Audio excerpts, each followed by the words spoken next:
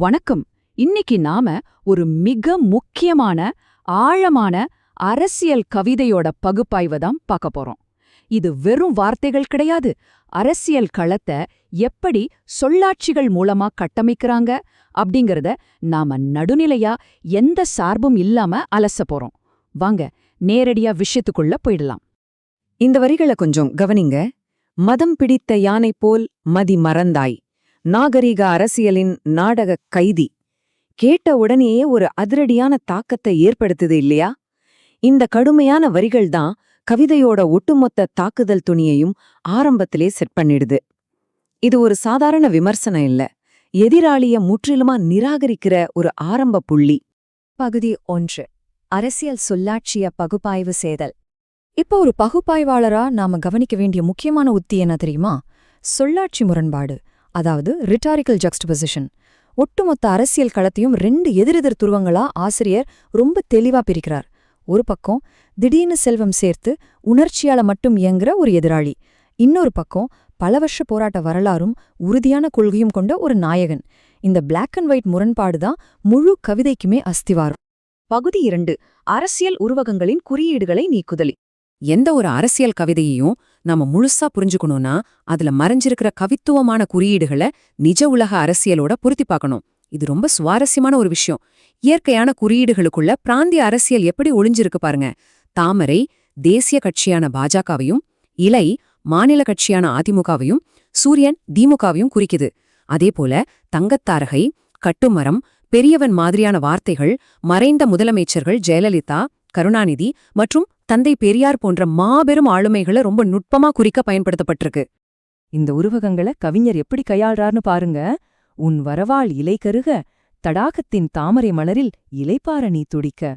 இது எவ்வளவு நுட்பமான அரசியல் விமர்சனம் பாத்தீங்களா? அரசியல் கூட்டணிகள் எப்படி உருவாகுது, அதனால ஏற்படக்கூடிய அழிவுகரமான விளைவுகள் என்னங்கிறத எந்த நேரடி விமர்சனமும் இல்லாம இயற்கை குறியீடுகள் மூலமாவே ரொம்ப நாசுக்கா கவிஞர் பதிவு செஞ்சிருக்காரு. பகுதி 3. எதிராளியின் சித்தரித்து.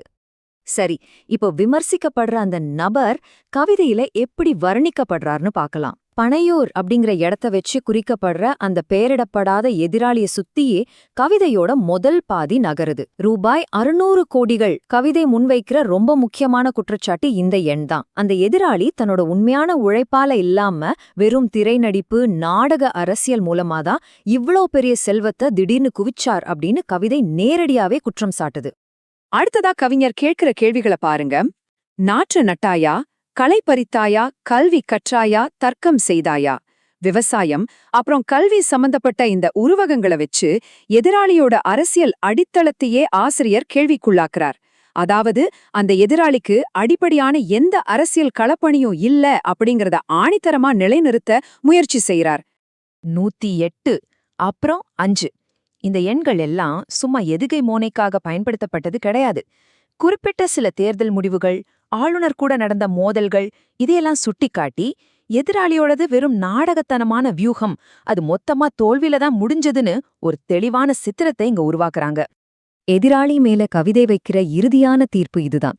பனையூர் கப்படதாரி, உணர்ச்சியை தூண்டி அரசியல் செய்தாய்.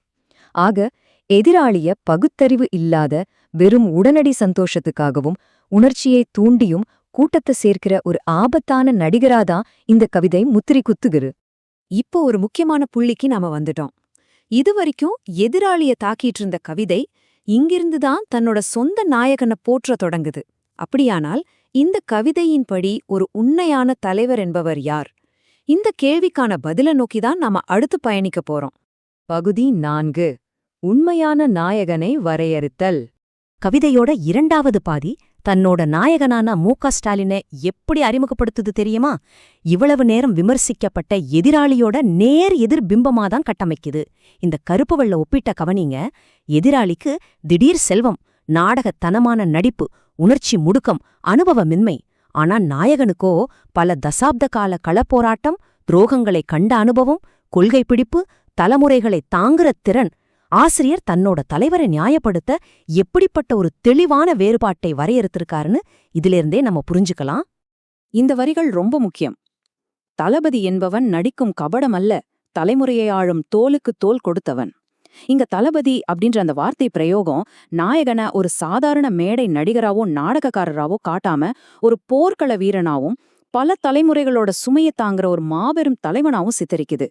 பகுதி 5 திராவிட சித்தாந்தத்தின் தூண்கள். நாயகன் மேல பாடப்படுற இந்த புகழாரம் வெறும் தனிநபர் துதி கிடையாது. இதுக்கு பின்னாடி ஒரு வலுவான வரலாற்று கருத்தியல் பின்னணி இருக்குன்னு கவிதை பதிவு செய்து. கவிதை ஒரு சித்தாந்த மரபை எப்படி காலவரிசைப்படி அடுக்கிட்டு போகுதுன்னு பாருங்க. பெரியார் காலத்துல ஆரம்பிச்சு கலைஞர் கருணாநிதி வழியா இப்போ மு.க. ஸ்டாலின் அப்படிங்கிற தளபதியோட காலம் வரைக்கும் இந்த கருத்தியல் பொறுப்புகள் எப்படி கைமாறி வந்திருக்குன்னு ரொம்ப அழகா இதுல காட்டப்பட்டிருக்கு. சரி, நாயகன் எந்த கொள்கைகளுக்காக போராடுறார்னு இந்த கவிதை சொல்லுது. மாநில சுயாட்சி, சுயமரியாதை, சமூக நீதி, அது மட்டும் இல்லாம ஒன்றிய அரசிடம் நிதி உரிமை கோருதல். இந்த அத்தனை அடிப்படையான தத்துவங்களையும் பாதுகாக்கிற ஒற்றை அரணாகத்தான் கவிஞர் தன் தலைவனை இங்கே முன்னிறுத்துறார். கவிதையோட இந்த இறுதி பிரகடனம் இருக்கு பாருங்க, அது ரொம்பவே சக்தி வாய்ந்தது. அவன் வாரிசுகளோ திராவிடத்தின் எச்சம். இந்த குறிப்பிட்ட பிராந்திய அடையாளத்தோட, அதாவது திராவிட இயக்கத்தோட இறுதி பாதுகாவலரா நாயகனை இது முழுமையா நிலைநிறுத்திடுது. எதிராளி யார், நாம் யார் அப்படிங்கறத வார்த்தைகள் மூலமாவே ரொம்ப நேர்த்தியா வரையறுத்து முடிக்கிறது கவிதை. இறுதியா உங்களை சிந்திக்க வைக்கிற ஒரு கேள்வியோட இந்த பகுப்பாய்வை நான் முடிக்கிறேன். நவீன சித்தாந்த போர்கள்ல கவிதையே ஒரு ஆயுதமா எந்த அளவுக்கு செயல்படுது? இந்த சொல்லாட்சிகள் மக்களை எப்படி ஈர்க்குது, அரசியல் பார்வைகளை எப்படி கட்டமைக்குதுன்னு கொஞ்சம் யோசிச்சு பாருங்க. இன்றைய அரசியல்ல வார்த்தைகளும் அதுக்கு பின்னாடி இருக்கிற உருவகங்களும் எவ்வளோ பெரிய தாக்கத்தை ஏற்படுத்துது அப்படிங்கிறதுக்கு இந்த மூலக்கவிதை ஒரு மிகச்சிறந்த உதாரணம். இந்த ஆழமான அரசியல் அலசல் உங்களுக்கு பிடிச்சிருக்குன்னு நம்புறேன்.